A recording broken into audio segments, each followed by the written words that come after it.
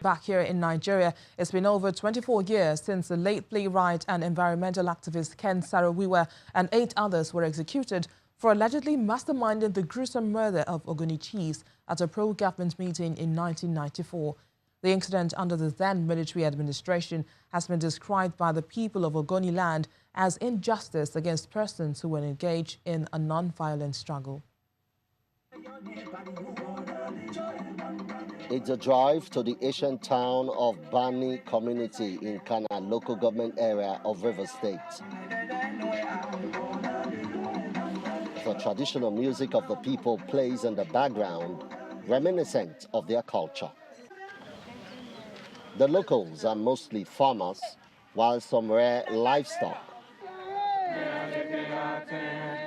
And the youth, men and women choose on this day to remember one man they considered to be their hero, the late writer and environmentalist Ken Saro-Wiwa, and 8 others who were convicted by a military tribunal for alleged murder and hanged. His grave has become a mecca of some sort. They even have a sculpture of what is known as the Ogoni. And in his country home, the people and family members still mourn the late founder of the movement for the emancipation of Ogoni people. He got only one day before he died. What was left was for us living, those who are living, to actualize it. Nobody asked the shepherd to come and take oil, or a friend to come and take oil. He said, come and take the oil, but first, discover the people. Beyond mourning, the people take their appeal to the Court of Appeal, singing and dancing to drive home their demand.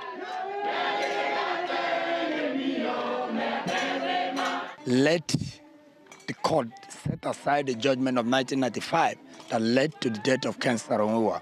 Because one, that judgment was given wrongly, and we believe that setting aside of that judgment will be what Ogoni people and the whole Niger Delta and Nigeria will be happy.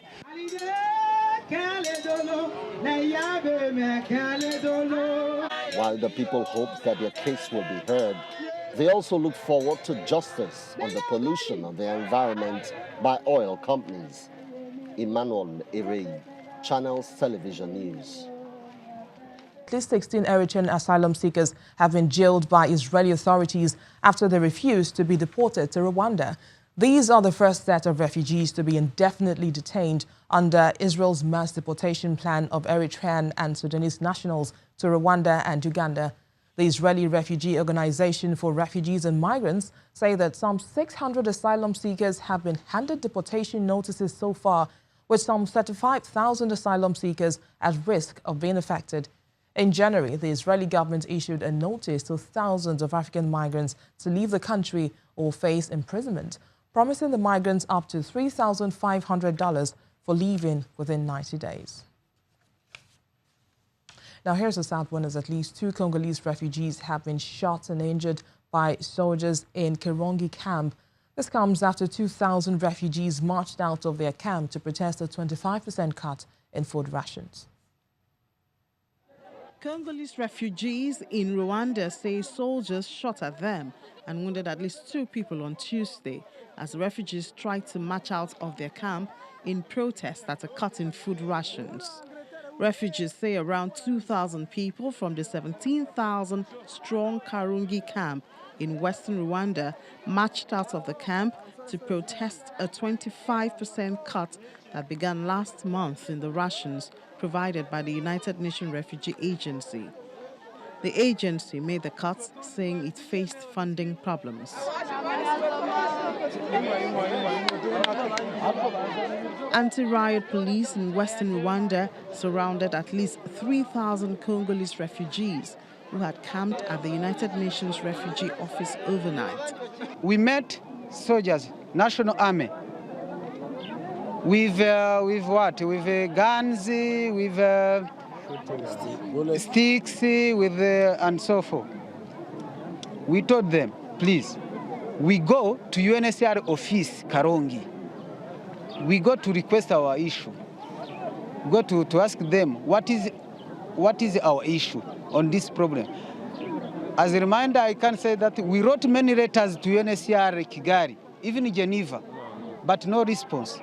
Refugees say they will continue to camp at the UNHCR office and not return to the camp until their grievances are met.